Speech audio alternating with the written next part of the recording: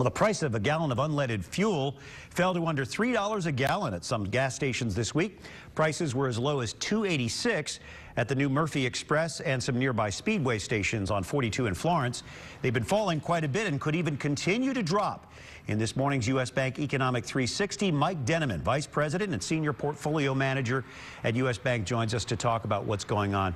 Mike, that situation in Florence is kind of an anomaly. That's a new station. There's a lot of competition there. Sure. So that's a gas war, which is a little different from the trend we've seen nationally. So that's uncommon. But the price nationally has fallen pretty dramatically. We're at $3.24 now nationwide.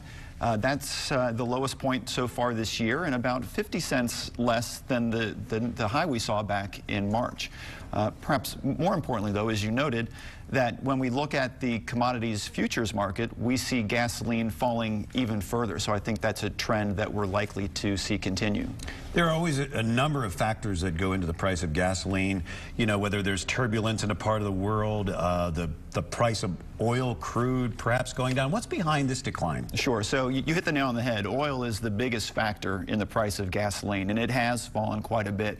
It was as high as $110 a barrel just 2 or 3 months ago. Now it's down nearer to $90 a barrel. So that certainly helps.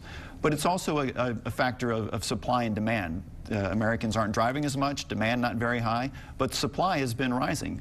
We've had some refineries that have come back online recently. They were down for some routine maintenance.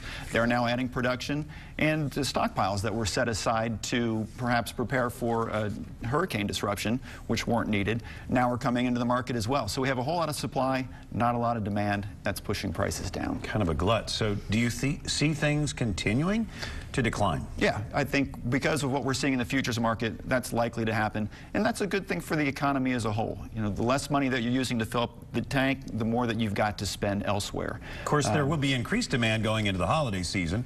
People travel for Thanksgiving and the Christmas holidays. Do you think we're going to see a spike as a result of that, or will it stay low? It all depends. You know, it will, you know, demand. Americans traditionally have used more gasoline when price is low, and then they cut back when the price is high.